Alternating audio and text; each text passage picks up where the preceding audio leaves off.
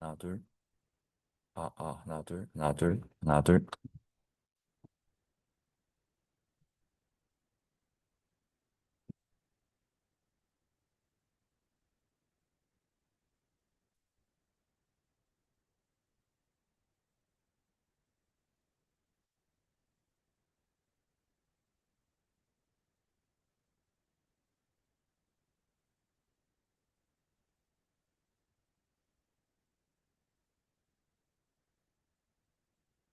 하나, 둘.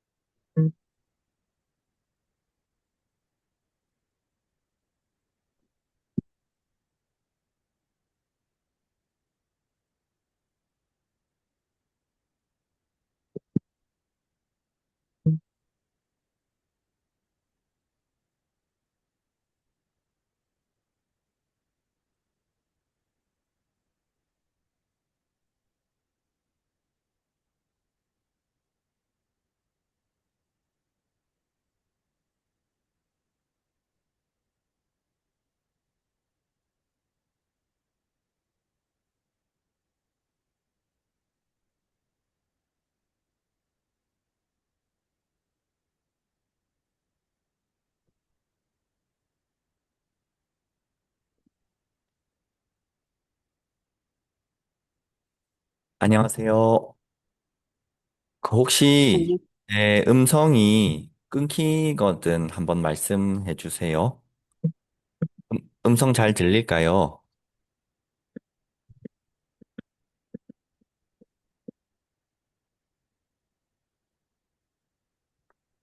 네. 감사합니다.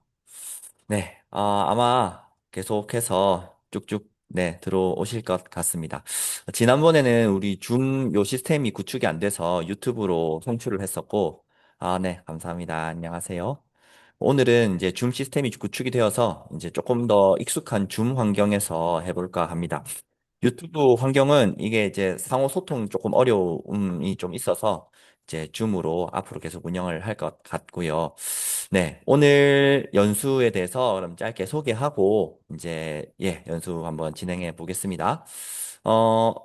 화면을 켜주신 분이 계셔서 너무 반갑네요. 감사합니다. 네. 네, 얼굴 보면서 하면 제가 대면하는 연수로 느껴져서 저도 훨씬 긴장도 풀리고, 네, 그렇더라고요.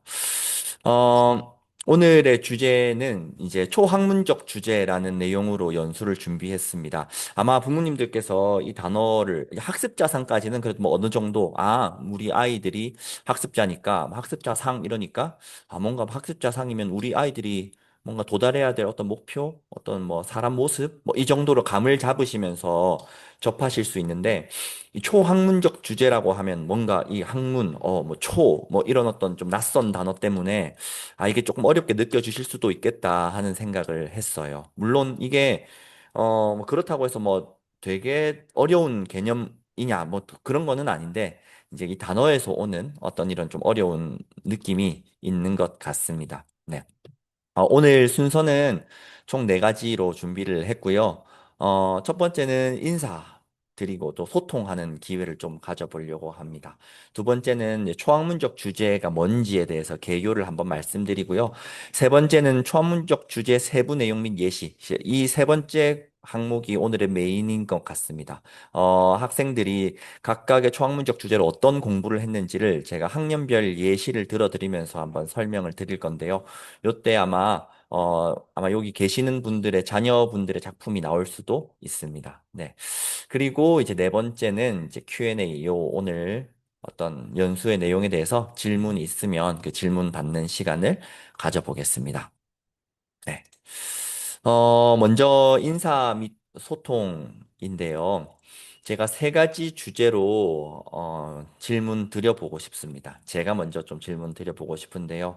먼저 첫 번째 질문은 부모님들의 아이들에 대한 질문입니다. 아이비를 배워서 달라진 점이 있는지에 대한 부분을 좀 질문 드리고 싶거든요. 네. 그리고 두 번째 질문으로는 이제 학교에 대한 질문인데요.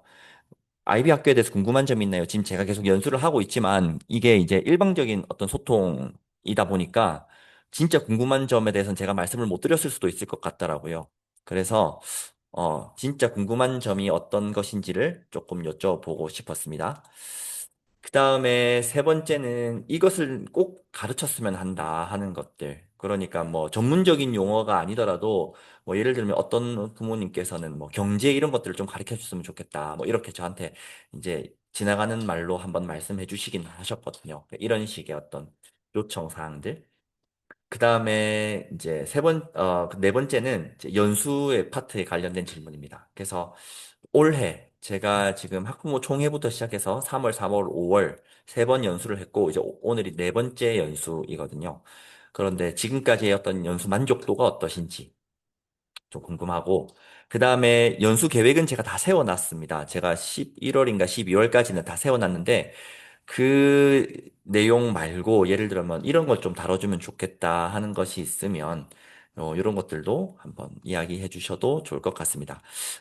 이거 뭐 제가 직접 말씀하시기 곤란하시면 채팅 입력도 괜찮습니다. 이렇게 했잖아요. 그래서 요 제가 이제 올려뒀던 질문에 대해서 어, 말씀을 부탁드리겠습니다. 네.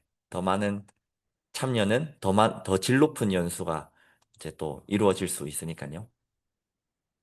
네, 채팅 치시는 분들을 위해서 조금 기다려 드릴게요. 채팅 치시는 분들은 채팅 쳐주시고, 채팅 너무 답답하다 이러면 과감하게 마이크 켜시고 말씀해 주셔도 됩니다. 네,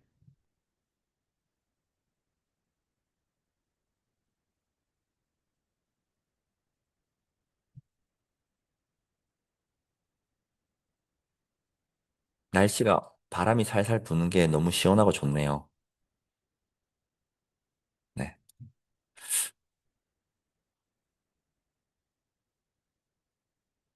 어,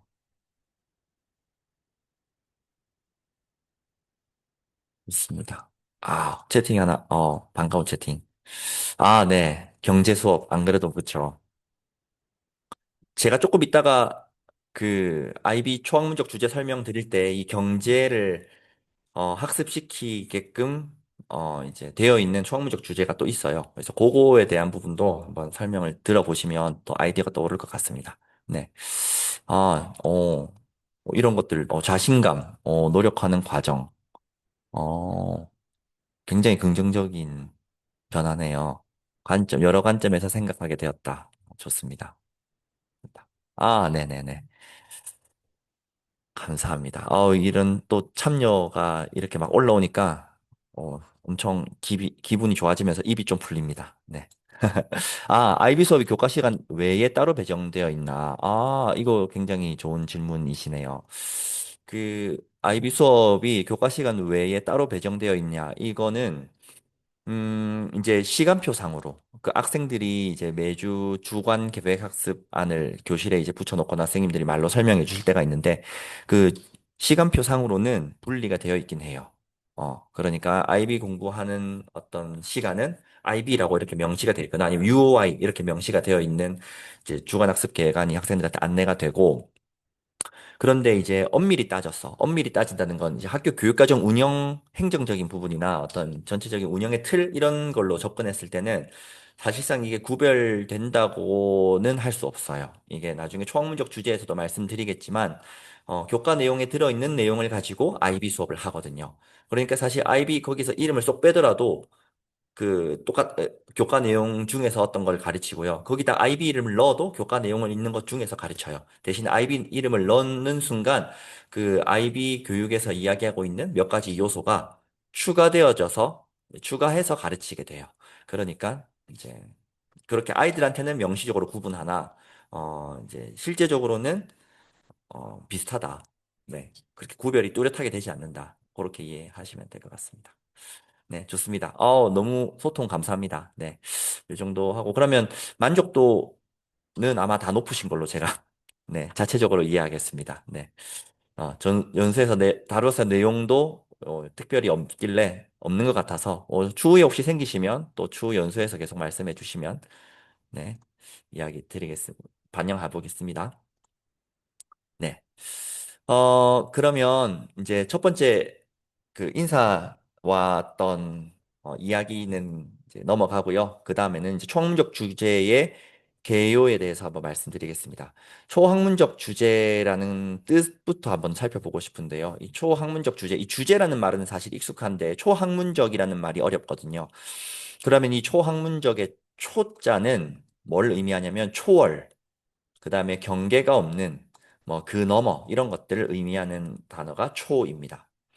그 다음에 이제 학문적은 뭘 의미하냐면 이제 과목을 학문적이라고 해요. 그래서 이 두 개를 합치면 초학문적이라는 단어가 바로 과목을 초월한 것 이렇게 되는 거죠. 또는 과목의 경계가 없는 또는 과목 그 너머 이런 것들로 초학문적의 의미를 해석할 수 있을 것 같아요. 다시 말하면 교과 지식의 변형이 될 것 같은데요. 여기서 우리가 한번 보면 좋을 것이 우리의 삶은 학문적일까요? 초학문적일까요? 어떻게 생각하세요? 우리의 삶은 학문적일까요? 초학문적일까요? 네. 맞습니다. 네. 벌써 이해를 하셨군요. 감사합니다. 초학문적, 맞습니다. 초학문적. 네, 맞아요. 우리의 삶은 어떤 학자들이 세운 이론에 딱 맞춰서 우리가 그렇게 살고 있진 않죠. 굉장히 다변적이고, 여러 가지 요인들이 겹쳐져서 우리가 삶을 살아나갑니다. 그러니까 학생들한테 이렇게 초학문적으로 공부를 가르친다는 게 사실 바꿔 말하면 실제적으로 가르친다라고 말을 좀 바꿔볼 수도 있을 것 같아요. 그러면 이제 초학문적 주제의 종류로는 무엇이 있냐 하면 이제 총 6종류가 있습니다. 6종류의 이름에 대해서는 이제 나중에 하나씩 하나씩 살펴드릴 때 한 번 더 말씀드리겠고요. 그 다음에 각 반에도 제목이 있습니다. 이게 뭐냐면 각 반에 이제 초학문적 주제에 대해서 이제 어떤 타이틀이 있는지를 쭉 반별로 게시를 해놨습니다. 그 다음에 꿈스텝이라고 우리 학년별로 학생들의 작품들을 모아서 게시하는 공간이 있는데요. 거기에도 이제 제목이 6개 초학문적 주제 제목이 다 붙어 있고요. 그 다음에 우리 그 급식실 앞에 있는 큰 계단, 제가 방금 말씀드렸던 거 워크스페이스고 급식실 앞에 있는 큰 넓은 계단이 꿈스텝이라고 하는데 거기에도 이 제목이 게시가 되어 있습니다. 자, 그러면 이제 내용은 어떤 내용을 다루느냐 하면 이전에 배운 것과 새로 배우는 것의 연결을 시켜주는 것을 바로 이 초학문적 주제로 다룹니다. 그리고 지역적인 거, 세계적인 이슈, 이런 것들의 경계를 넘나듭니다. 앞에서 연수를 쭉 들어오셨던 분들은 요 맥락을 잘 더 이해하실 수 있는데요. 잠깐만요. 제가 요거, 어, 네. 그래서 요 앞에서 맥락을 쭉 이어오신 분들은 이게 IB가 우리나라의 프로그램이 아니라 이제 스위스에서 발생되었던 IB 과목이고 결국 이 IB 프로그램은 전 세계 어디를 가든지 배웠던 내용을 가지고 대학에 지나갈 수 있는 그런 목적으로 만들어졌기 때문에 지역적인 이슈도 다루어야겠지만 세계적인 이슈도 다뤄야 된다. 이 두 가지를 동시에 좀 다룬다. 이렇게 이해할 수가 있을 것 같고요. 그 다음에 삶 속에서 아까 제가 엄청 실생활과 밀접하게 가르친다 이렇게 말씀을 드렸는데 이런 것들을 이제 가르치게 됩니다. 네. 그래서 여기서 잠깐 초학문적 주제는 그러면 교과와 상관이 있을까요? 혹시 요거에 대해서 어떻게 생각하시는지. 네. 있다, 없다. 뭐, OX. 뭐, 이렇게 반응을 남겨주셔도 좋을 것 같습니다. 있다. 네, 있다, 있다. 좋습니다. 아, 감사합니다. 네네네. 이해가 엄청 벌써부터 깊으시네요. 네, 맞습니다. 맞습니다. 초학문적 주제는 교과와 상관이 있습니다. 이게 이제 쉽게 할 수 있는 어떤 오해인데 그런 오해들로부터 벌써부터 탈출하신 거 보면 이해가 깊어지신 것 같습니다. 네, 있습니다. 이건 동그라미고요. 왜 있는지는 제가 앞에서 설명을 쭉 드렸으니까 아마 그 내용으로 바탕으로 있다고 말씀해 주신 것 같아서 자세한 설명은 또 넘어가겠습니다. 좋습니다. 여기 질문에 대한 부분 구체적으로 해주셨는데 요거 제가 나중에 Q&A 시간에 모아서 대답을 한번 해드리겠습니다. 질문 감사합니다. 네. 자, 그 다음부터는 이제 각 초학문적 주제별로 구체적으로 뭘 가르치는지에 대해서 학생들의 작품 예시로 한번 설명을 드릴게요. 첫 번째 초학문적 주제는 우리는 누구인가라는 초학문적 주제입니다. 우리는 누구인가. 이 우리는 누구인가의 초학문적 주제에 대해서 학생들은 어떤 걸 배우는지를 먼저 뜻을 설명해 주고 있는데요. 뜻은 이렇습니다. 개인으로서 그리고 집단의 일원으로서 정체성에 대한 탐구. 그래서 나의 정체성은 뭐고, 그리고 내가 소속되어 있는 공동체에 따라서 내 정체성은 어떻게 바뀌어 가는가. 이런 것들을 이제 배우게 됩니다. 그래서 세부적으로 이제 요 주제, 요 초학문적 주제에 대해서 세부적인 주제, 더 좁은 범위의 어떤 설명들을 해주고 있는데요. 신체적, 정서적, 사회적, 영적 건강과 웰빙 이런 것들을 다루게 된다 이야기를 해요. 이런 어떤 설명들만 보면 되게 추상적인데 나중에 학생들의 작품을 보면 훨씬 더 구체적으로 이해가 되실 거예요. 그 다음에는 이제 관계와 소속감이라는 또 내용을 다루게 되고요. 그 다음에 학습과 성장 이런 주제도 다루게 됩니다. 그래서 학생들은 요 내용을 바탕으로 뭘 배우게 되냐. 이거는 이제 앞에 어떤 주제까지는 IB에서 주어진 어떤 참고 자료, 예시, 어떤 변하지 않는 이론이고 이걸 가지고 학교에 적용한 내용이 바로 무얼 배우지에 대한 내용입니다. 그래서 1학년 학생들은 학교와 나. 그래서 이거 딱 보시면 관계 소속감 이런 데 딱 이제 걸리는 게 보이시죠? 자아 탐색과 성장 이런 것들은 막 학습과 성장 이런 데 딱 걸리겠고요. 성장과 책임 이런 것도 이렇게 걸릴 것이고 나의 가치관, 통일 이런 것도 이제 뭐 관계와 소속감 이런 것들 이제 나의 소속되어 있는 나의 나라에 대해서 어떤 가치관을 가지느냐 이렇게 걸릴 것 같습니다. 그다음에 주도적 삶의 삶과 건강 이런 것들 이렇게 요거는 요 위에 걸리겠네요. 이렇게 위에 걸리고 공동체와 소속 이런 것들은 관계와 소속감 이렇게 좀 걸릴 것 같습니다. 이런 식으로 이제 요 주제 설명에 대해서 이제 선생님들께서 구체적인 내용을 교과서를 참고해서 학문적으로 친숙한 교재로 이렇게 풀고 있습니다. 네. 여기서 잠깐 그 제시해드리는 학년이 제가 6개 학년을 다 제시해드리기에는 시간이 부족해서 일부 학년을 제가 추출해서 제시해드릴 거예요. 그래서 요렇게 제가 제시하는 학년 외에 추가적으로 궁금한 학년이 있으시면 말씀해 주세요. 그걸 반영할 수 있으면 한번 반영을 해보겠습니다. 시간이 부족해서 다 될지 모르겠지만, 네. 어, 제가 첫 번째로 보여드릴 예시는 2학년 예시입니다. 2학년은 어떤 주제를 가지고 왔냐면 학습과 성장이라는 이제 설명 하에 나의 몸과 마음이라는 제목으로 단원을 운영을 하였습니다. 그래서 목표는 자아 탐색을 통하여 자신에게 알맞은 성장 방향을 찾아간다. 요 어떤 목표를 가지고 학생들에게 교육을 했고요. 요 목표를 달성하기 위해서 학생들은 신체에 대해서도 배우고요. 그다음에 성향에 대해서도 배우고요. 그다음 특기에 대해서도 배웁니다. 그래서 이런 것들을 자아 탐색을 통해서 잘 알게 되면 나의 꼭 맞는 성장 방향을 아이들이 찾을 수 있지 않을까? 찾게 되면 좋겠다. 찾아야 된다 하는 목표를 가지고 교육을 하였습니다. 네. 그리고 여기서 잠깐 해서 또 제가 말씀드린 내용이 여기서 보여드리는 작품 및 학습 결과물은 학년 공통이 아닙니다. 그래서 학년별로, 반별로 이렇게 학생들의 특성이라든지 선생님들의 어떤 성향 특성에 따라서 여러 가지 작품이 나올 수 있거든요. 그래서 이거 우리 아이 안 했는데요? 다른 반은 하는데 우리 반은 왜 안 하죠? 이렇게 의문 가지시는데 이게 공통이 아니라 개성을 살려서 반별로 다양하게 적용할 수 있는 것 중에 대표를 가져왔다는 점을 이해해 주시면 되겠습니다. 네. 그래서 제가 이제 자료를 한번 보여드릴 텐데요. 어, 본교에서 선생님들이 사실 활용하시는 요 창인데 요거 중에서 제가 학부모님들께 보여드릴 수 있는 대표 예시를 추려서 제가 이렇게 가져왔습니다. 나의 몸과 마음 이렇게 해서 학생들은 단원 도입을 할 때 이제 나는 누구일까? 나는요 하는 그림책을 아이들이 만들어 보게 돼요. 그래서 자기에 대해서 어떻게 알고 있는지 요 지금 제가 보여드리는 요 그림책 장면 보이시죠? PPT 화면 아니고 네, PPT 화면 말고 아이들이 제작한 그림책 화면이 보이면 됩니다. 혹시 그림책 화면 아니고, 네, PPT 화면이 보이면 말씀해 주세요. 네. 아, 네, 감사합니다. 그래서 요거는 이제 배우기 전이에요. 배우기 전에 너네들은 자기에 대해서 어떻게 인식하고 있니? 이렇게 아이들한테 물어보면서 공부했던 장면이고요. 그러면서 이제 본격적인 탐구에 들어가서 내 신체 부위를 탐색합니다. 그래서 내 신체 부위는 어떨까요? 이렇게 해서 뭐 눈, 뭐 코, 뭐 손 이런 것들을 막 관찰하고 거울 가지고 이렇게 막 재밌게 아이들이 활동하죠.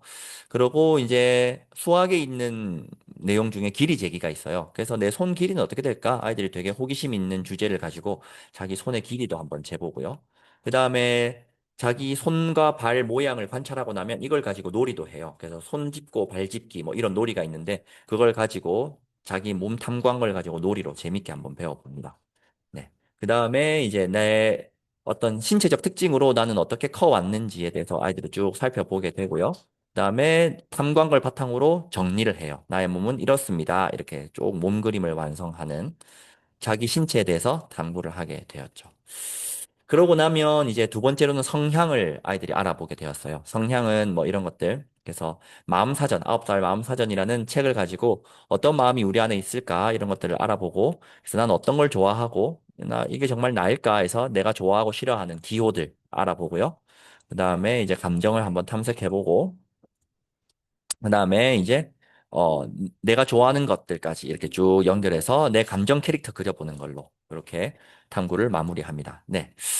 그리고 나서는 이제 나의 특기 해서 내 특기 탐색을 합니다. 그래서 나자랑 발표회를 하기 위해서 아이들이 특기를 준비해서 제 자기 특기 탐색하고 이렇게 뭐 아이들 태권도 잘한다고 많이 이야기를 하죠. 그래서 이렇게 나자랑 발표회 이런 것들 해봅니다. 뭐 바이올린도 하고 뭐 다양하게 아이들이 할 수 있는 것들을 자기 특기에 대해서 하고 이렇게 자기의 어떤 장래와 함께 연결시켜서 진로 교육도 연결시켰습니다. 그러고 나서 이제 마지막에 성장 다짐을 하죠. 그래서 내가 내 신체도 살펴보고 성향도 살펴보고 특기도 살펴보니까 2학년 1년 동안 앞으로 나는 이런 사람이 될래요. 이런 것들이 부족했기 때문에 이런 걸 성장시키면 좋겠고 이런 걸 잘하니까 이런 걸 계속 더 발전시키면 좋겠어요. 이렇게 하는 성장 다짐을 이렇게 쓰게 됩니다. 이렇게요. 네. 잘해. 뭐 성장하기 위해 어쩌고 저쩌고 이렇게 하면서 귀여운 다짐을 하면서 이제 마무리하죠. 네. 이제 할 수 있어요. 이렇게 해서 이번 단원을 공부하면서 할 수 있게 된 것까지 이렇게 학생들이 배웠습니다. 네. 이렇게 배운 것이 이제 초학문적 주제, IB 도구를 통해서 이제 교과서를 공부하는 내용이 되겠고요. 다음 주제로는 이제 우리가 속한 공간과 시간이라는 주제입니다. 시간과 공간, 공간과 시간이라는 주제인데요. 이 뜻은 그렇습니다.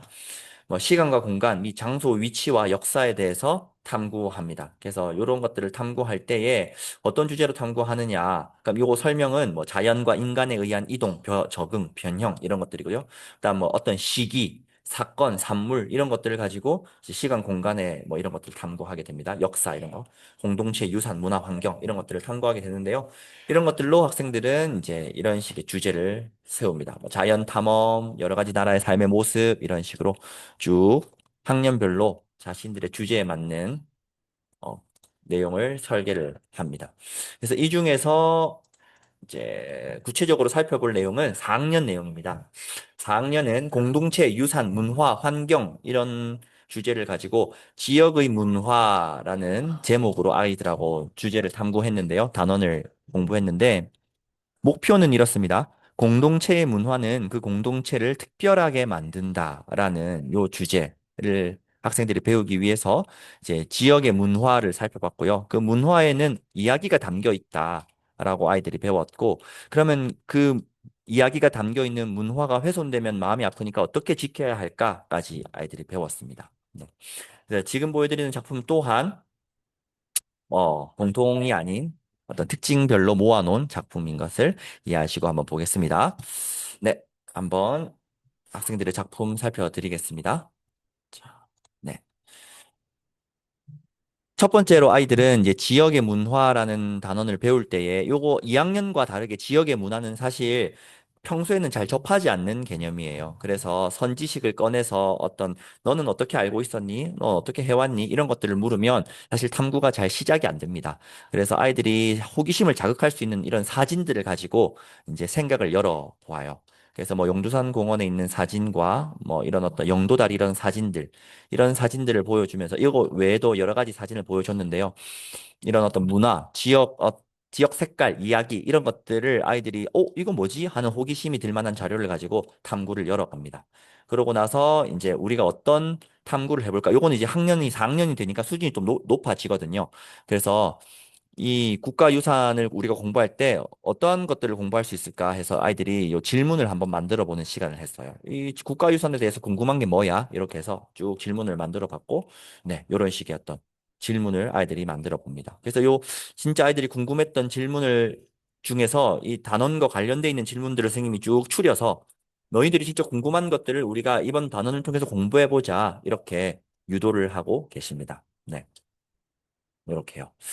그리고 이제 첫 번째 탐구 주제는 이제 우리 지역의 문화에 대해서 배우게 되는데요. 이 지역의 문화는 주로 국가유산에 대해서 배웁니다. 그래서 국가유산이 어떤 것들이 있는지, 그래서 부산에는 어떤 국가유산이 있을까? 이렇게 해서 학생들이 쭉 부산의 국가유산을 탐구하게 됩니다. 그래서 이렇게 아이들이 굉장히 예쁘게 자기들이 조사한 것들을 쭉 정리를 이렇게 했습니다. 그러고 나서는 이제 부산에 있는 어떤 국가유산들, 문화유산들에는 어떤 이야기가 담겨 있을까 해서 이야기를 이렇게 쭉 조사를 했습니다. 그래서 이야기를 조사한 다음에 이 이야기를 조사해 보니까 이런 가치가 있네. 문화유산은 너무 가치로운 거야. 우리 지역에 있는 문화는 참 가치가 있어. 이렇게 해서 학생들이 자기가 깨달은 내용을 문화유산은 땡땡이다. 이런 문장으로 가치를 한번 생각해 보는 활동을 했고요. 그리고 또 이렇게 영도대교, 인수시도 기념관 이런 어떤 시민공원, 뭐 유행공원 이런 식의 부산의 특징적인 어떤 문화 장소들을 아이들이 조사하는 활동을 했습니다. 이렇게 이까지 탐구가 되고 나면 와 이제 우리 지역에 있는 어떤 문화들은 되게 소중한 거구나. 그래서 이것들을 잘 지켜나가야겠는데 이런 아이들이 인식이 이제 어렴풋이 생길 단계인데 그때 이런 훼손된 내용들을 보여주면서 이런 소중한 문화유산들이 훼손되고 있어. 우리는 어떻게 하면 좋을까? 이렇게 해서 요 세 번째에 보존하는 방법들을 쭉 이렇게 이어가게 됩니다. 그래서 문화유산을 개방하면서도 보호할 수 있는 방법 뭐가 있을까? 이렇게 해서 아이들이 쭉 토의하고 아이들의 생각을 적어보고요. 그 다음에 이제 포스터를 만들어서 이제 우리가 문화유산을 지켜야 됩니다. 이렇게 하면서.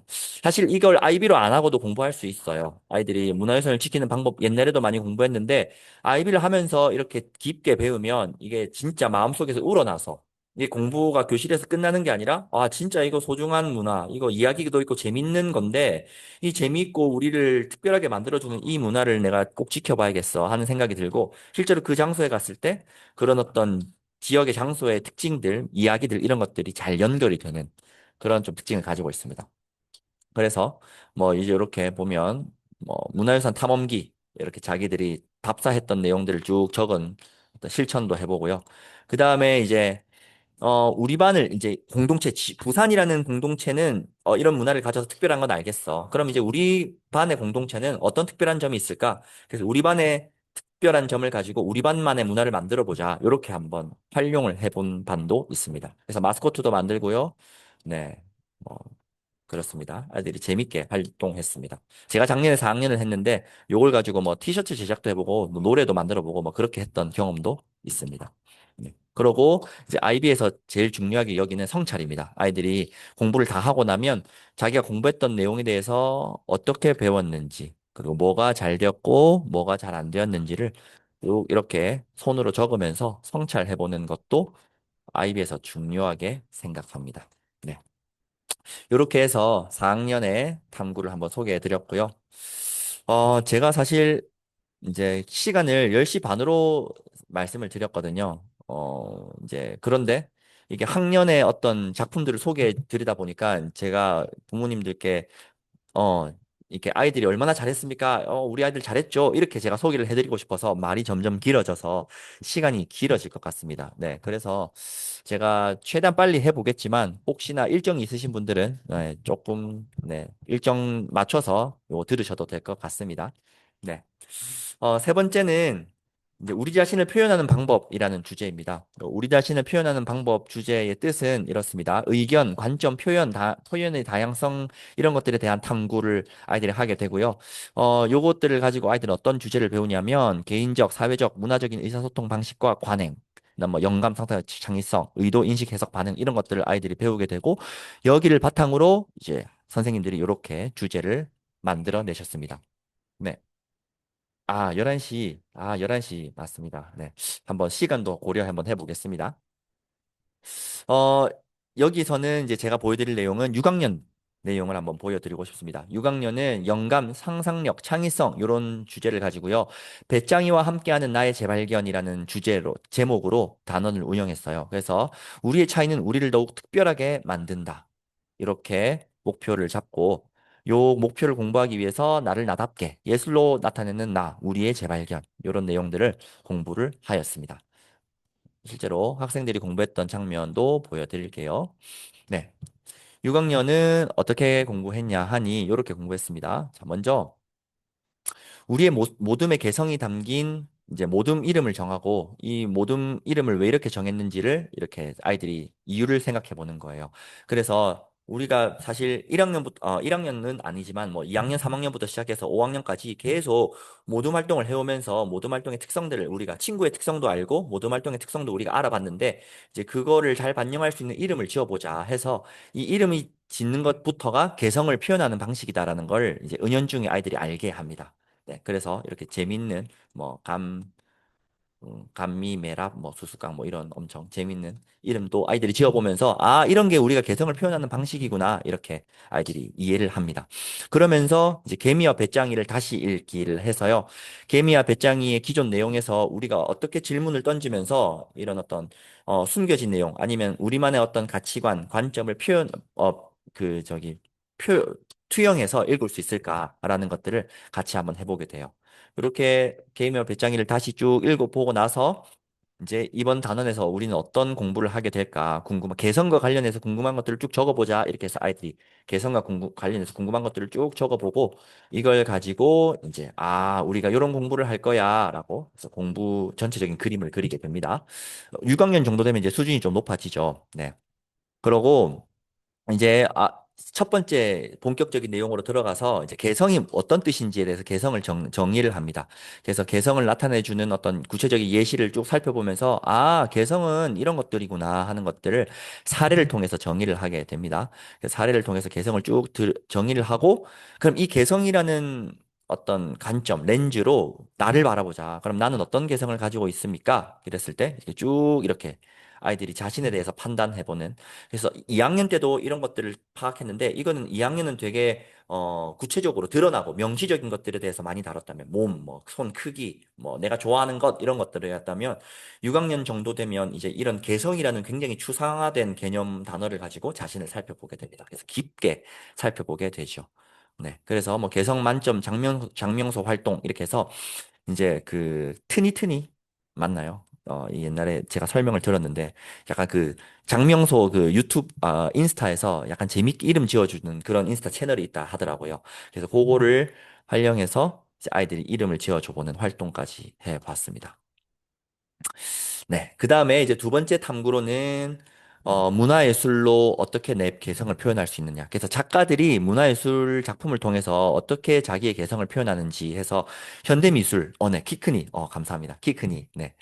그래서 현대미술 작품들이 사실 이런 것들을 설명하기에 이제 굉장히 함축적인 의미들이 많아서 적합하다 이렇게 판단하셔서 이런 작품을 결정을 하셔서 이제 이 미술 작품이 담고 있는 개성은 무엇인가, 의도는 무엇인가 이렇게 했고요. 그리고 이제 아이들이 예술 작품 두껍게 읽기 뭐 이렇게 해서 어 이제 자기네들이 뭐 주세페 아르침볼도의 베른툼누스 뭐 이런 작품을 하나 선정해서 이걸 어제 우리가 해석을 한번 해보자. 작가의 의도가 뭘까? 이렇게요. 그래서 이렇게 작가의 의도에 대해서 쭉 이렇게 세밀하게 공부해 보는 네, 이렇게 시간을 가졌습니다. 이렇게 공부를 하고 나면, 아, 작가가 이런 배경을 가졌고, 이런 생각을 하고 있었고, 평소에 자기가 표현했던 작품들은 이런 것들이, 이런 삶의 어떤 배경들이 담겨 있고, 생각들이 담겨 있는 게 작품으로 드러나는구나, 이런 것들을 아이들이 알 수 있게 될 거예요. 그래서 그렇게 공부를 했고, 그 다음에 자기들이 공부한 내용을 이제 문장으로 표현해 봤습니다. 그래서 작가는 예술을 통해 자신의 개성을 표현한다. 이런 식의 어떤 문장들을 아이들이 정리하는 문장으로 적어 보는 거죠. 이렇게 하고 나서 이제 우리의 재발견 이렇게 해서 이제 그러면 작가는 작품을 통해서 이렇게 개성을 표현하는데 우리는 우리의 개성, 우리가 숨겨져 있는 우리의 개성은 무엇일까? 이런 것들을 알아보기 위해서 새롭게 보기라는 내용으로 공부를 합니다. 그래서 관점 바꾸어서 인물의 행동을 재해석하자. 그래서 한 가지 관점만 가지고 보는 것이 아니라 여러 가지 관점을 통해서 신데렐라를 한번 생각해 보자. 네. 그래서 뭐 이런 식으로 관점을 바꿔서 인물의 행동을 재해석해보고 자기들 이야기도 한번 만들어봐요. 그래서 금도끼, 은도끼 또 새로운 이야기를 만들고 제가 시간이 없어가지고 조금 이제 대충대충 살펴보는 점 이해 부탁드립니다. 혹시 궁금하시면 요 연수 다 끝나고 요거 작품 한번 더 구체적으로 살펴주세요. 네. 하시면 제가 작품 한번 더 구체적으로 살펴드리는 시간도 가실게요.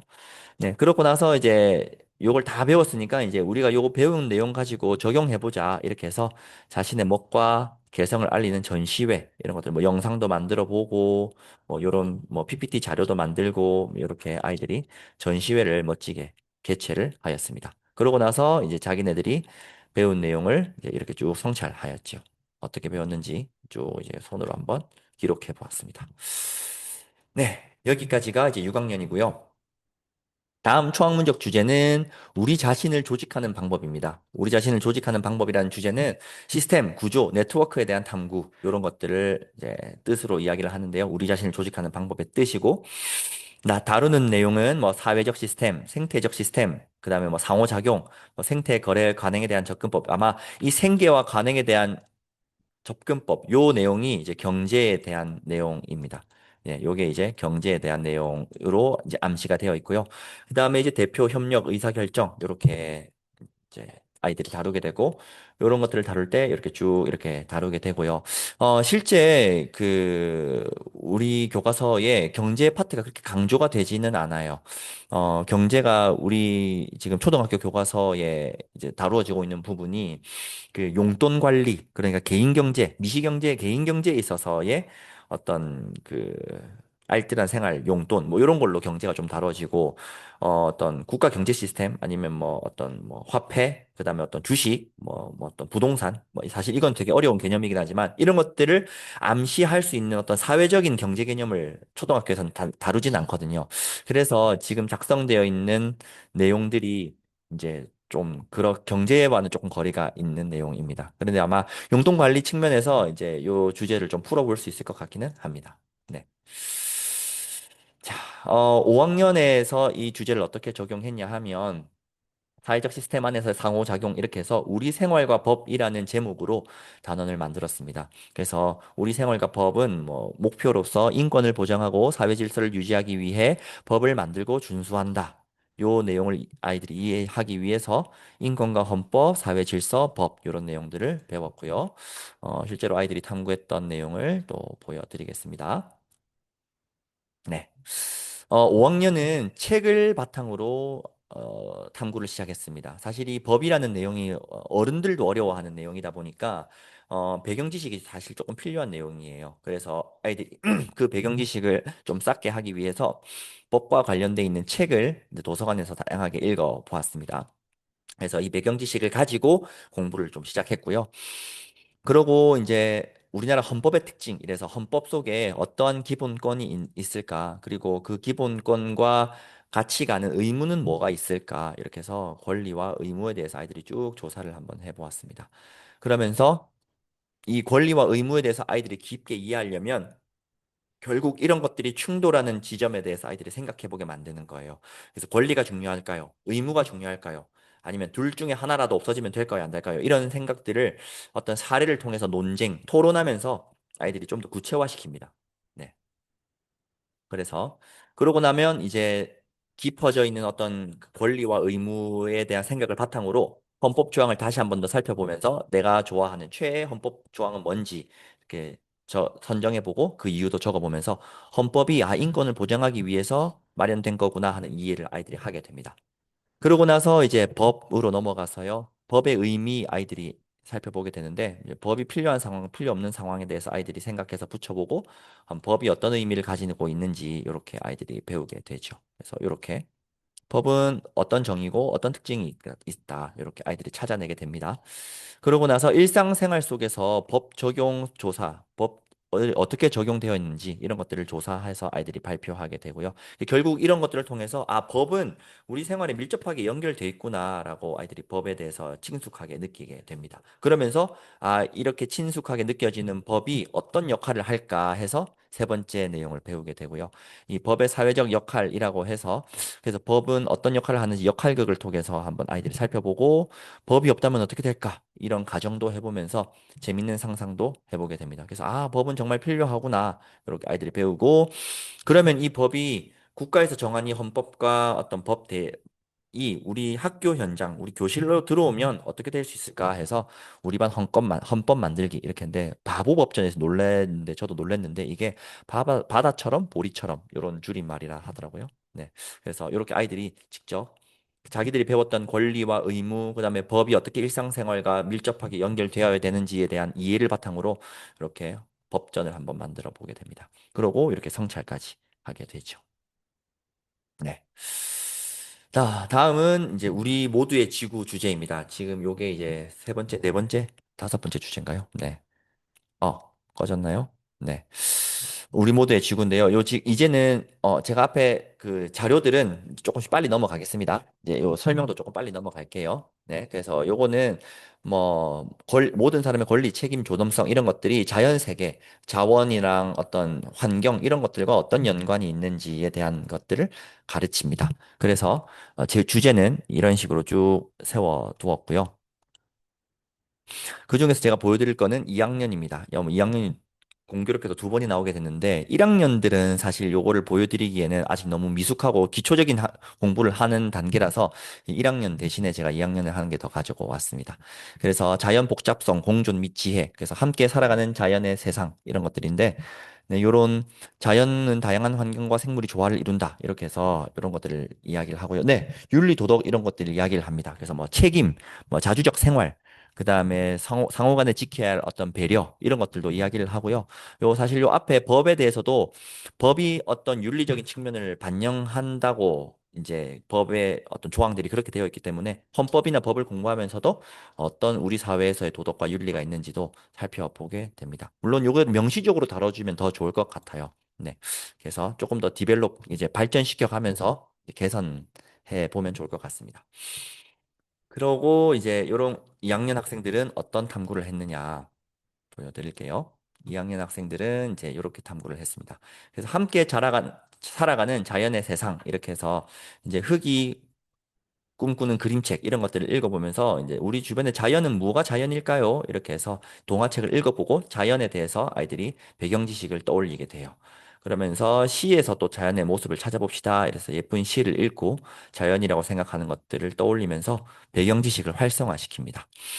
그러고 나서 이제 자연 속에는 어떤 생물이 있을까? 이렇게 해서 생물들을 조사해요. 그래서 이 재밌는 선생님들께서 이렇게 고안해내신 이런 재밌는 활동지, 학습지에다가 아이들이 이렇게 그림도 그리고 조사를 하고 이렇게 합니다. 네. 그러고 이제 아이들이 조사한 걸 발표도 하고요. 그다음에 동물도감 활용한 거, 뭐 식물도 조사를 하고, 네. 이렇게 조사를 쭉 하게 됩니다. 그래서 우리 주변의 자연에는 이런 생물들이 사는구나. 이런 생물들은 되게 다양한 특징을 가지고 있구나. 이런 것들을 학생들이 첫 번째 탐구에서 배우게 됩니다. 두 번째에서는 이제 자연 속 친구 사이라고 해서 이런 어떤 다양한 생물들이 서로 관련이 맺어져 있구나 이런 것들을 배우게 돼요. 그래서 뭐 이제 이런 어떤 물소와 소등 쪼기새 이런 것들이 서로 도와주는구나. 뭐 이렇게 도와주는구나. 서로 공존하는 공생관계에 대해서 배우게 돼요. 네, 이렇게요. 재미있는 또 만들기 활동도 해보고 네, 식물도 길러보면서 식물과 그 인간과도 관련이 이제 맺어진다. 이렇게 아이들이 자연 속 공생관계, 친구 사이에 대해서 배웁니다. 그 다음에는 우리가 활용하는 자연이라고 해서 인간이 자연을 활용해서 어떻게 지금 생활하고 있는지에 대해서 배웠는데요. 뭐 엄청 깊게 그리고 수준 높은 어떤 발명 이런 것보다는 이제 자연에서 따올 수 있는 디자인들 이런 것들을 아이들이 공부를 했습니다. 아, 그래서 이런 멋진 디자인들도 자연에서 우리가 모방을 할 수 있구나. 이렇게 참고를 할 수 있구나. 이런 것들을 아이들이 배워서 네, 운동화 되게 예쁘게 디자인했죠. 네. 그래서 물건 이런 것들 이제 디자인 아이들이 한번 해보게 되고요. 네, 그래서 무늬로 옷도 이렇게 디자인을 이렇게 해봅니다. 아, 그래서 자연에 있는 이런 예쁜 것들이 우리가 디자인하는데 얼마든지 활용할 수 있구나, 이런 것들을 배웁니다. 그러고 나서 이제 조화로운 자연을 알리는 사진전, 이런 것들을 아이들이 열어봅니다. 아, 다 배우고 나서 우리가 배워보니까 자연은 참 조화로워. 사람과 자연이 조화를 이루면서 자연을 사람이 활용하기도 하고 서로 도움을 받기도 하고 이런데 그런 모습을 이제 사진으로 표현하는 이런 사진전을 이제 아이들이 열어봤습니다. 이렇게. 네. 그래서 반별로 다양한 형태의 사진전을 이렇게 열었죠. 네, 이렇게 네, 재밌는 모습으로 이렇게 했습니다. 관람도 했고요. 네, 그러고 이제 마지막으로 내가 이제 이런 조화로운 자연에서 우리는 어떻게 살면 좋을까 이렇게 해서 나의 다짐까지 이 약간 윤리 도덕적인 측면도 다루죠. 지구를 위해서 어떻게 하겠습니다. 뭐 이렇게 자연을 조화롭게 가꾸기 위해서 어떻게 하겠습니다. 이렇게까지 이어집니다. 네. 이제 마지막 주제입니다. 마지막 주제는 세계가 돌아가는 방식인데요. 이 세계가 돌아가는 방식은 세계와 현상의 이해에 대한 탐구입니다. 이렇게 주제를 보면 약간 이제 과학 쪽에 좀 가깝다고 느껴지실 텐데요. 공학, 과학 이런 쪽이랑 좀 가까운 주제입니다. 그래서 발견, 설계, 혁신, 뭐 가능성과 영향, 관행, 방법, 도구, 그다음에 뭐 패턴 주기 시스템 이런 것들인데 뭐 관행이라고 하니까 사람들이 만들어 놓은 어떤 시스템 이런 것들도 여기에 세계가 돌아가는 방식에서 배울 수가 있습니다. 네. 그래서 소개해 드릴 내용은 3학년 내용이고요. 패턴 주기 시스템이라는 주제를 가지고 동물과 식물의 생활을 탐구했습니다. 그래서 동물과 식물이 가진 형태와 기능은 서식 환경에서 생존하기에 유리하다라는 요 내용을 이해시키기 위해서 단원을 운영했고, 그다음에 동식물의 생김새, 환경과 동식물, 동식물 특징의 활용 이렇게 공부를 해봤습니다. 네, 이것도 한번 보여드리겠습니다. 네, 학생 요것 마찬가지로 탐구를 시작하면서 이제 그 책을 읽으면서 시작을 했습니다. 그래서 책을 읽으면서 요 동물과 식물에 대해서 우리가 새롭게 알게 된 내용이 뭔지, 그리고 요걸 가지고 어떤 질문을 만들 수 있을까 해서 아이들이 질문을 쭉 떠올렸고요. 여기 보면 이제 질문 떠올린 거에 대해서 책 읽고 나서 알게 된 점들을 탐구 결과로 이렇게 매칭을 시켰습니다. 그래서 질문한 거를 우리가 해결까지 해보자. 이렇게 해서 아이들이 간단하게 이제 배경 지식을 떠올려 봤고요. 그러고 이제 이런 것들, 동물일까 식물일까 이런 것들을 한번 구별해 보면서 명시적으로 아이들이 이제 동물은 뭐다, 식물은 뭐다 이런 것들을 배우겠다 이렇게 정의 내리는 시간을 가져봤습니다. 그래서 2학년 때는 이제 동물과 식물에 대해서 뚜렷하게 잘 모르지만 이제 3학년이 올라오면 이걸 조금 더 명시적으로 정의 내립니다. 그리고 뭐 AR로 만나는 동물 이렇게 해서 이제 아이들이 이제 이렇게 다양한 재밌게 동물들을 AR로 공부도 해보고요. 음, 이렇게 오 이거 막 재밌는 사진 이렇게 찍고 동물에 대해서 친숙해집니다. 그 다음에 이제 우리 학교 식물 탐색하고 화단 탐색하고 자기가 탐색한 식물을 조사를 이제 쭉 식물 동화를 통해서 해서 이제 조사한 내용을 공유하고 그 다음에 기준을 딱 세워져서 그 기준에 따라서 분류를 하고 그 기준을 세워서 분류하는 작업이 어떤 서식지와 어떤 환경과 생물 간의 그 상관관계를 연결짓는 어떤 내용으로 쭉 이렇게 해봤습니다. 네, 이렇게요. 분류도 해봤고, 그 다음에 이제 그 어떤 분류한 자료를 바탕으로 이제 환경에서 사는 동식물 탐구로 넘어갑니다. 그래서 뭐 물에 사는 식물은 어떻게 생겼냐, 그다음 뭐 땅속에 사는 동물은 어떻냐, 뭐 극지방이나 사막에 사는 동물은 어떻냐, 이렇게 쭉 정리하고 나서 결국 환경에 따라서 동물과 식물들은 어떤 생김새를 가지고 살아갈까. 그래서 그런 생김새들이 이런 환경에서 살아나가는 데 도움이 된다. 이렇게 아이들이 배웠습니다. 요런 마인드맵을 통해서 자기들이 조사한 내용을 쫙 이렇게 정리를 했고요.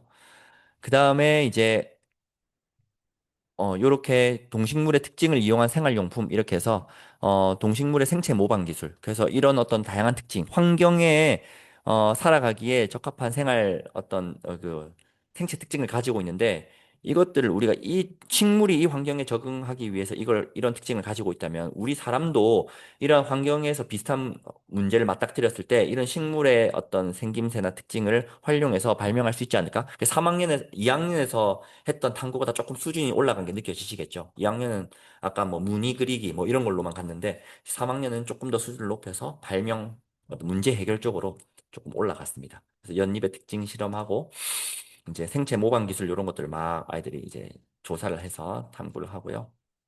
그러고 이제 이거를 가지고 아이디어를 내보는 활동을 합니다. 뭐 이렇게 재밌는 되게 기발하고 재밌는 아이디어를 많이 냅니다. 그래서 뭐 꿀벌집을 따라해서 만든 메추리 집이다. 뭐 이렇게 뭐 튼튼하다. 뭐 그래서 넓다. 그래서 뭐 꿀벌이 집을 팔각형으로 이렇게 짓는데 그렇게 하는 거는 제한된 그 면적 안에 많은 어떤 그 충분한 공간을 확보하기 위해서 집을 이렇게 짓는다. 사각형보다도 원에 가까우면서도 원은 이제 꼭지점이 맞닿을 수 없어서 낭비되는 공간이 생기는데 낭비되는 공간이 없이 딱딱 아구가 맞아 떨어지면서도 원처럼 많은 공간을 확보할 수 있다. 뭐 이렇게 이야기를 하면서 이제 이런 것들을 이야기를 했고요. 네. 그래서 생활품 이렇게 직접 만들어 보기도 했습니다. 귀엽게. 그러고 이제 아이들이 공부한 거를 이렇게 돌아보고 성찰한 것까지 쭉 이렇게 성찰을 합니다. 네. 어, 네. 긴 설명 들어주셔서 감사합니다. 이게 아이들 작품이다 보니까 제가 너무 애정이 가고 이래서 하나하나를 좀 자세하게 다뤄드리다 보니 조금 설명이 길어진 것 같고, 지금까지 설명 들어보시면서 뭐 작품 너무 빨리 넘어가서 좀 아쉽다 했던 것들이라던가 아니면 뭐 추가적으로 좀 궁금한 내용이 있으시면 또 질문해 주셔도 되고요. 네. 그 다음에 아까 앞에서 질문해 주셨던 내용. 요게 뭐냐면 1학년 학년별 1년간 교과 수업 후 성취 목표가 있을 텐데 아이비와 어떻게 엮어서 어떤 목표를 잡으시는지 궁금합니다. 요 내용을 좀 이제 설명을 원하셨는데 요 어머님 계실까요? 혹시 계시면 이 내용이 사실 좀 딥한 거라서 음. 계시진 않네요. 네. 요 질문, 계시네요. 계시네. 제가 찾았네요. 죄송합니다. 네. 그러면 요 말씀해 주시는 부분이 어떻게 엮여 들어가는지를 좀 설명을 해 드릴게요. 뭘 가지고 좀 설명을 드리면 이해가 잘 되실까? 3학년을 가지고 좀 설명을 드릴게요. 네. 네. 음. 지금 보여드리는 요 화면은 이제 선생님들이 작업하시는 화면입니다. 네. 많이 복잡한데요. 요거를 보셔야 아까 했던 질문의 대답이 좀 될 것 같아서 요 질문의 대답을 요 자료를 통해서 좀 드릴게요. 이제 지금 보시는 이 화면, 동물과 식물의 생활. 동물과 식물은 서식 환경에 맞춰 생기는 유려한 형태의 기능을 가진다. 요거 이제 내용 아까 제가 아이들 작품으로 소개 쭉 드렸죠. 요런 어떤 목표를 잡을 때에 우리가 이 목표를 어떤 근거를 가지고 잡느냐. 아까 질문해 주신 게 결국 교과서에서 우리나라에서 가르쳐라고 하는 어떤 기준이 있을 텐데 그 기준을 무시하고 잡느냐 아니면 반영해서 잡느냐. 반영한다면 어떻게 반영하느냐. 이런 것들을 질문을 해 주신 것 같아요. 그랬을 때 이제 학교에서는 이렇게 잡고 있습니다. 밑에 보시면 이제 요 성취 기준이라고 나와 있는 요 이제 항목이 있는데요. 여기 보면 KNC 이렇게 해서 이제 코리안 뭐 내셔널 커리큘럼 이렇게 해서 한국에서 만들어낸 커리큘럼 교육 과정에 있어서는 어치먼트 스탠다드 어떤 뭘 기준으로 아이들이 배우게끔 만드는가 이거를 설명해 놓은 이제 문장이거든요. 그러면 보면 이런 것들이 나와요. 아이들한테 뭘 가르쳐야 되냐. 여러 가지 동물들을 관찰하여 특징에 따라 동물을 분류할 수 있게끔 가르쳐야 돼요. 이게 교과서에서 요구하는 내용입니다. 그래서 요거를 할 수 있게끔 가르치면 이제 국가에서 가르쳐라고 하는 내용을 가르치게 된 거예요. 두 번째 또 뭐 여러 가지 식물을 관찰하여 특징에 따라 식물을 분류할 수 있다. 요거를 학생들이 할 수 있게끔 만들면 국가에서 요구하는 내용을 가르치게 된 거고요. 그 다음에 다양한 환경에 서식하는 동물을 조사하여 동물의 생김새와 생활 방식이 환경과 관련되어 있음을 설명할 수 있다. 요걸 학생들이 해낼 수 있으면 교과에서 가르쳐라고 하는 내용을 가르친 거고 마찬가지 식물도 마찬가지입니다. 그 다음에 동물의 특징을 이용하여 일상생활에 활용할 수 있는 생활용품을 설계하여 협력적으로 소통할 수 있다. 요 식물도 마찬가지고요. 요걸 해내면 이걸 가르쳤다가 되거든요. 이제 요걸 쭉 보시니까 앞에서 제가 설명했던 내용들이 쭉 연결이 되시죠. 근데 이거를 이제 교과서가 아니고 이제 교육과정, 그러니까 국가에서 참고하라고 하는 요 문서에서는 이걸 맥락을 넣어 놓지는 않아요. 얘도 가르치고, 얘도 가르치고, 얘도 가르쳐라. 이렇게만 넣어 놓거든요. 그럼 이 안에서 맥락을 어떻게 우리가 설정할 것이냐가 이제 바로 교과서를 어떻게 풀어내는지 또는 아이비를 어떻게 풀어내는지에 대한 영역이에요. 이게 이제 교사의 역량이 굉장히 많이 들어가는 영역이죠.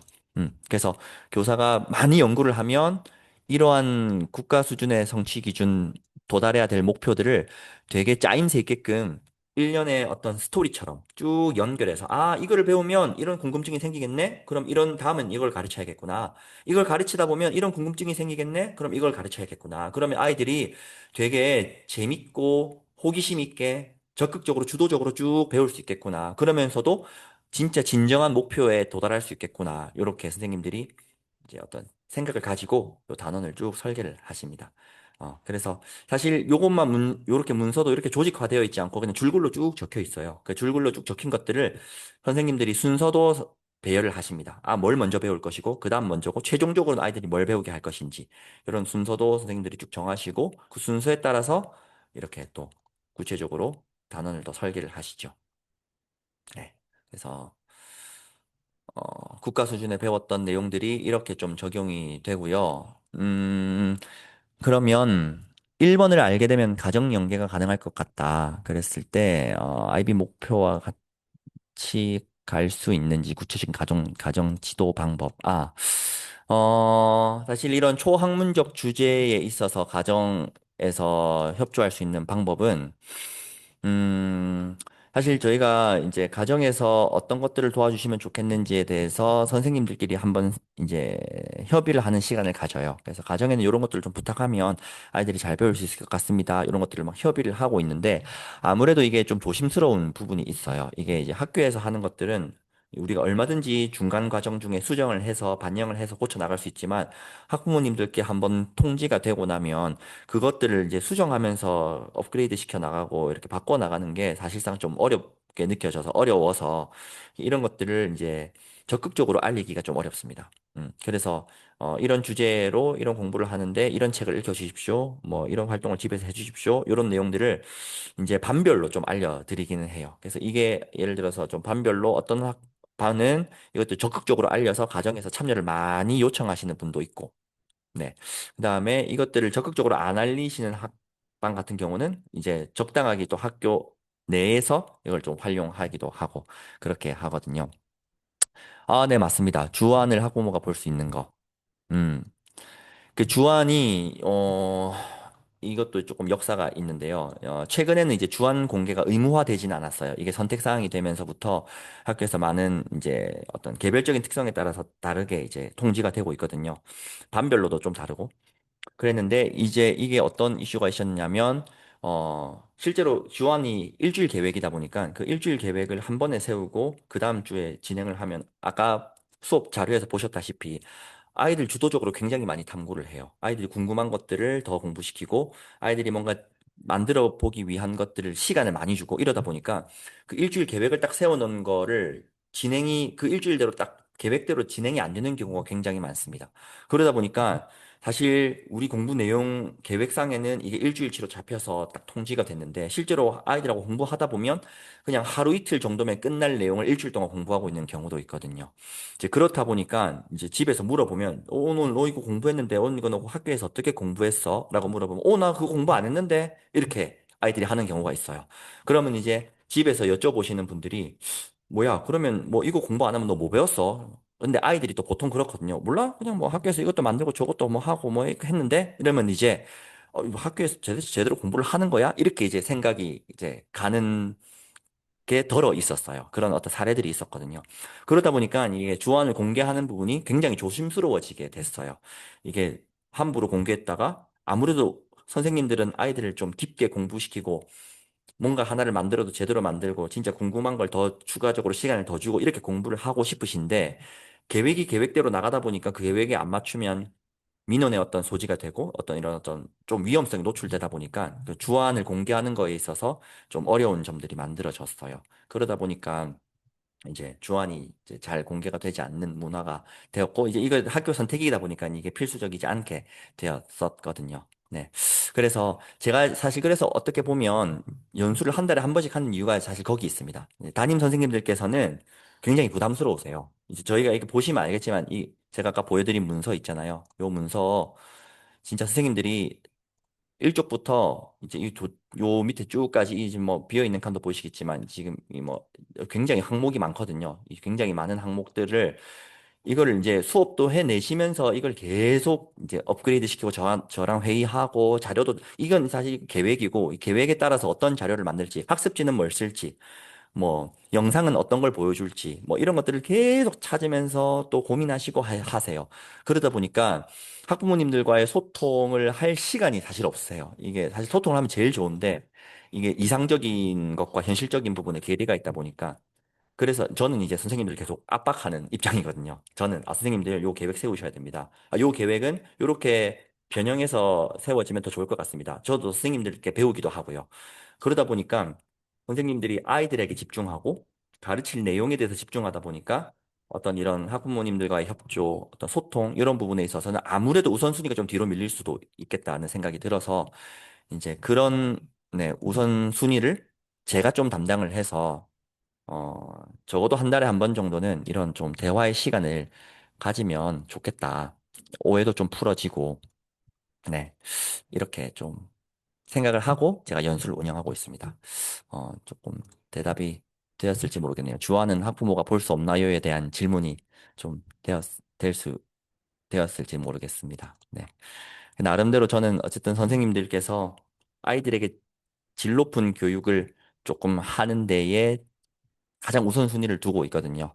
네. 근데 그게 저는 또 학부모님들께서 가정에서 아이들을 교육하는 것이 엄청나게 질 높은 교육을 만들어내는 중요한 요소라고 생각해요. 그래서 집에서 부모님이 교육이 이루어져야 학교에서 이루어지는 교육과 시너지가 나서 질 높은 교육이 완성된다고 생각하거든요. 그래서 제가 사실 이거 한 달에 한 번씩 이렇게 준비하는 것도 조금 부담스럽긴 하지만 그럼에도 불구하고 제가 이걸 맡고 있고요.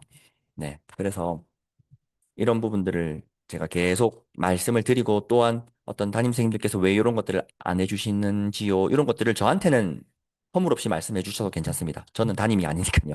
저는 지금 이제 영어 선생님을 하고 있으니까, 네. 네. 담임선생님들 재량 외에 전체적인 방법을, 네네네. 맞습니다. 맞습니다. 네. 그래서, 기본적으로 이런 건 있습니다. 저희가, 음, 아까도 저희 학생들 작품에서도 알 수 있듯이 이제 학생들한테 뭔가를 만들어 보고 학생들이 너네가 궁금한 걸 탐구해 보자고 해도 학생들 우리 반에 예를 들어 22명이 있거나 24명이 있으면 22가지의 탐구 방향과 24가지의 작품이 나오거든요. 아까 보셔서 알겠지만 굉장히 다양한 방향의 작품이 생성이 돼요.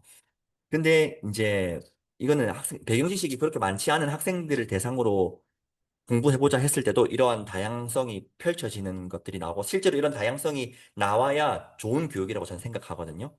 근데 이게 이제 선생님 수준으로 이걸 똑같이 올렸을 때 이제 똑같은 이런 사실 계획은 똑같이 짭니다. 이 전체적인 문서의 계획은 짜고 이 계획을 운영해 보세요 했을 때 이 운영의 모습은 정말 천차만별입니다. 이게 이제 학생들한테도 천차만별인 것처럼 선생님들은 더 많은 배경 지식과 더 많은 다양한 경험을 가지고 계셨기 때문에 이 금강에 오시기 전에도 많은 교육 활동을 하다 오셨기 때문에 그러한 배경 지식들이나 그런 교육 가치관들이 이 단원 뼈대를 보고 운영하는 데에 많이 녹아들게 돼요. 그러다 보니까 반별로 당연히 차이가 날 수밖에는 없고, 그쵸?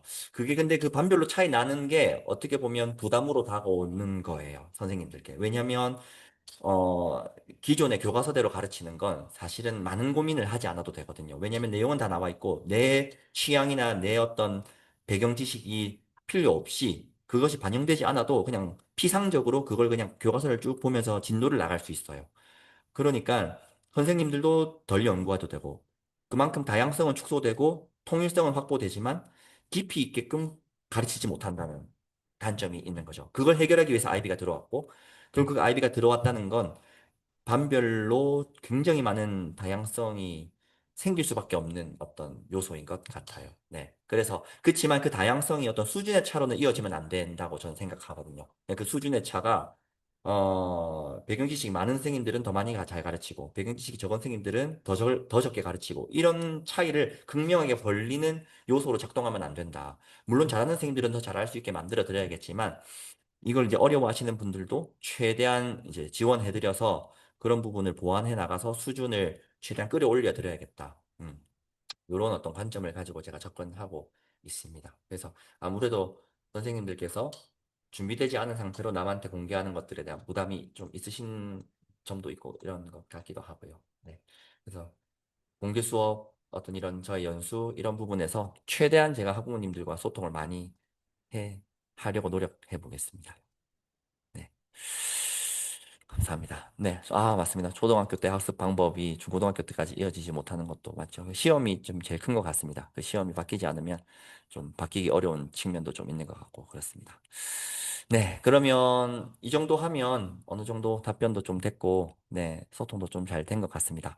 다음 연수도 지금 계획되어 있거든요. 다음 연수는 지금 아마 들어오신 분들은 또 아마 이 부분에 제일 그 관심이 많으신 분 같으니까 다음 연수가 지금 언제 계획되어 있냐면, 여기 보시면 이제 7월 3일 날 계획되어 있습니다. 네, 7월 3일 날이고, 요때는 이제 금강초 아이비 UOI 학습 결과 통지 토바보기, 요런 제목으로 준비를 했거든요. 네, 맞습니다. 네, 소통이 정말 중요합니다. 소통이 사실 이제 오늘 제가 말씀드렸던 요 초학문적 주제에 대한 내용을 알고만 계셔도 그 용어가 아이들 입에서 딱 나오면 그 용어가 어떤 역할을 하냐면 배경 지식, 그러니까 배웠던 내용을 활성화하는 역할을 하거든요. 그러니까 너 오늘 학교에서 그 어떤 초학문적 주제에 대해서 배웠어? 아니면 아이들 잘 기억 안 나는데 너 우리 자신을 뭐 조직하는 방법 이거 배웠지 않아? 아니면 뭐 세계가 돌아가는 방식 이런 거 배웠지 않아? 이렇게 하면 뭐, 맞는 것 같은데 엄마 그거 배운 것 같아. 그거에서 너 구체적으로 뭐 배웠어? 뭐 사회 시간에 그걸 가지고 뭐 배운 게 있는 것 같은데? 아니면 과학 시간에는 그걸 가지고 뭐 배웠어? 이렇게 하면 이제 저 기억 저편에 묻어졌던 것들이 이제 가정에서 생각나기 시작해요. 맞아요. 뭐 어떻게 알았어? 맞아요. 그러면 아이들이 근데 선생님이 오늘 뭐 이런 것들을 우리한테 만들어 보게 시켰는데 이거 만들어 가지고 내가 이런 문장도 만들어 봤어. 이러면서 아이들이 막 조잘조잘 거리기 시작할 거거든요. 근데 그거를 너 오늘 학교에서 뭐 배웠어? 라고 질문하면 이런 대답이 안 나와요. 아이들은 저 이제 기억 저편에 묻어두고 학교 갈 때 꺼내야겠다 이렇게 생각하니까요. 근데 학교에서 쓰는 용어가 똑같이 집에서 써지네. 내 학교에서 배웠던 지식이 집에서 통용이 되네. 이걸 딱 느끼는 순간 적극적으로 말을 하기 시작할 겁니다, 아마. 네. 그래서 그 역할을 이제 연수를 들으신 부모님들께서 해주십사 부탁을 드리는 겁니다. 네. 이해를 너무 잘하신 것 같습니다. 감사합니다. 네, 개떡같이 말해도 찰떡같이 알아들으시는 훌륭하신 학부모님들이신 것 같습니다. 네. 어, 맞습니다. 맞습니다. 그래서, 심지어 이번 6월 학습자상이 탐구하는 사람이거든요. 탐구하는 사람의 학습자상으로 6월달 학습자상을 지금 아이들한테 내주었습니다. 이거 지금 제가 이것도 한번 오신 김에 또 가정에서 하실 수 있는 내용에 대해서 좀 적극적으로 알려드리면 좋으니까 이것도 말씀을 드릴게요. 아마 아이들이 통신문 전달이 잘 될 수도 있고 안 될 수도 있어서, 음, 지금 요게 이제 어제 반성이 아니라 방송으로 나갔습니다. 방송 교육으로 요걸 교육했는데요. 탐구하는 사람에 대해서 이제 6월 달 동안 실천해보자. 요렇게 아이들하고 이제 그 방송 교육을 했고, 제가 이걸 6월 달 학습자 상으로 잡은 이유가 뭐냐 하면 6월 달에 공개 수업이 있어요. 어머니 아시다시피 이제 그 6월 달 공개 수업은 학부모 공개 수업이 아니라 전국 단위 선생님 공개 수업이에요. 그래서 이 아이비를 공부하시는 전국 선생님들이 우리 학교가 월드스쿨이니까 우리 학교에 오셔서 각자가 선생님들끼리 서로 배워가는 소통의 시간을 가지는 공개 수업이 6월 달에 있거든요. 그러다 보니까 아이들이 이제 적극적으로 6월 달에 배우는 IB 과목에 대해서는 좀 탐구를 잘하면 좋겠다. 한번 어 몰두해보면 좋겠다. 이런 어떤 의도를 가지고 6월 달에 학습자상을 탐구하는 사람으로 잡았습니다. 그래서 여기 보시면 이제 이런 설명들이 쭉 나와 있어요. 예시도 이렇게 있고요. 그래서 요것들이 다 사실 UI 학습하는데 아까 그 초학문적 주제 단원 학습하는데 다 쓰이는 예시들이거든요. 그래서 뭐 질문 만들기도 아까 보셨고 스스로 알아보는 거, 책 찾아보는 거 이런 거, 네, 이런 거 조사 이런 거 하는 거 이런 것들, 네, 이런 것들 전부 다 UI 학습 단원 학습에 쓰이는 내용이니까 이제 이런 것들을 실천해보자 아이들하고 집에서 이야기를 하면서 이제 화두를 꺼낼 수 있을 것 같습니다. 네. 그래서 요거 하면 제가 아이들한테 뭐 주고 있냐면 지금 받아간 학생도 아마 부모님들도 계실 텐데 요거 이제 주고 있어요. 요거 뭐냐면 요게 이제 열쇠고리거든요. 아이비 월드스쿨 열쇠고리입니다. 이거 스위스에서 물 건너온 정품 열쇠고리인데 네. 요거 이제 참여한 아이들한테 주면서 독려를 좀 하고 있거든요. 그래서 가정에서 이걸로 한번 재밌게 열쇠고리 한번 받아보자 이렇게 해서 네. 아이들하고 참여해 볼 수 있을 것 같고 저 영어 시간 아닙니다. 아무 때나 참여 가능하고요. 이거 이제 가정에서 한 달 동안 지키고 아이고, 실천해보고 나서 여기 보면 한 달 동안에 어떤 실천을 했는지를 가정에서 쭉 해보고 나서 그 이제 요 QR 코드를 이제 집에서 찍으면 이게 이제 좀 저학년들은 어려울 것 같기도 한데 저학년들 오늘 저한테 선생님 저 QR 코드 이거 못해요 하는 친구들 저한테 왔거든요. 영어 일실에 오면 제가 종이를 줘요. 그럼 종이에다가 자기가 어떤 실천을 했는지를 쭉 이렇게 써서 저한테 가져오면 그 종이를 제가 대신 입력해가지고 아이들이 참여할 수 있게 도 해줍니다. 그래서 어쨌든 한 달 동안에 저는 뭐 내가 모르는 거를 이런 책을 읽어보면서 찾아봤어요. 이런 식으로 일기처럼 아이들한테 쭉 적게 해요.